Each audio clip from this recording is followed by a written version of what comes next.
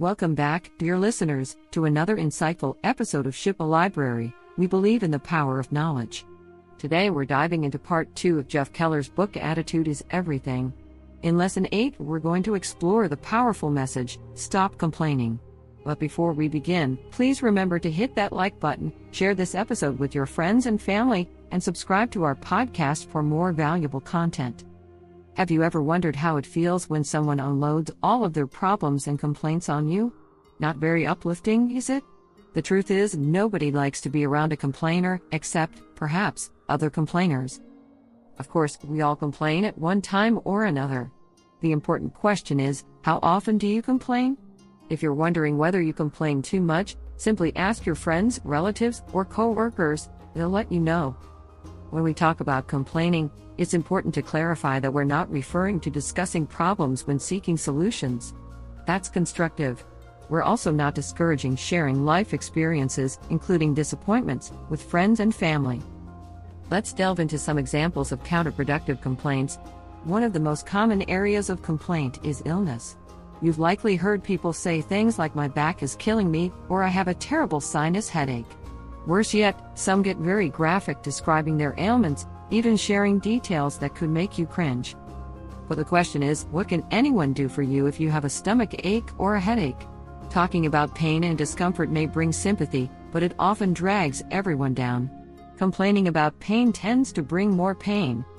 Instead, go and consult the doctor. The doctor is the only person who can help you out with your medical problems.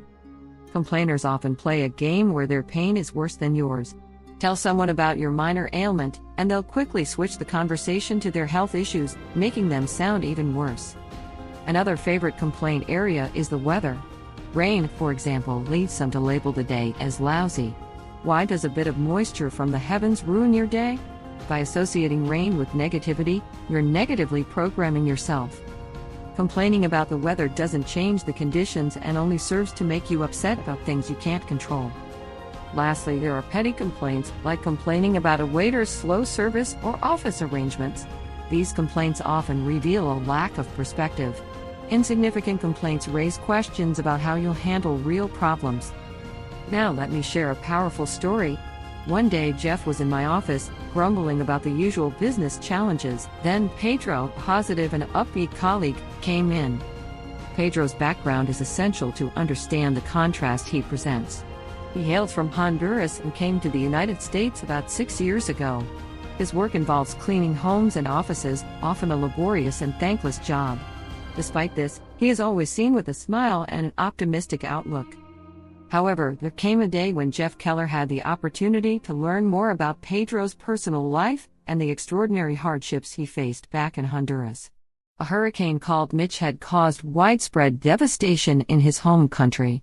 Thousands lost their lives and over 1 million people were left homeless, including Pedro's own family. What makes Pedro's situation even more poignant is that he had no means to contact his family in Honduras. The hurricane had destroyed all communication channels, leaving him in a state of agonizing uncertainty. Every day, Pedro faced the unbearable thought of not knowing whether his family was alive or dead. In the face of such a dire situation, many would have been crushed by despair and complaints. However, Pedro was different. He didn't resort to complaining, nor did he surrender to hopelessness.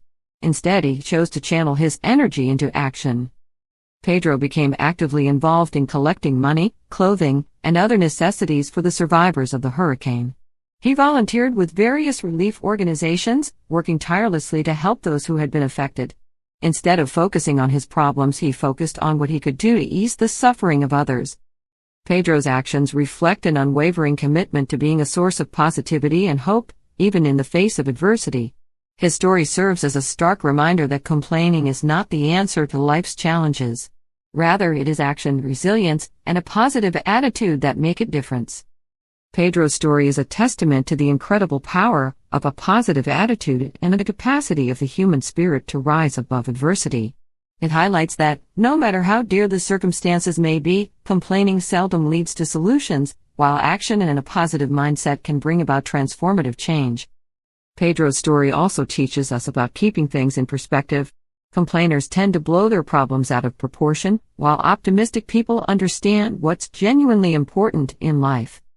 In the grand scheme of things, the petty issues we often complain about become trivial. Perspective keeps us grounded. Now I want you to put yourself in place of Pedro and tell me, what would you do in this kind of situation? Waiting for your comment.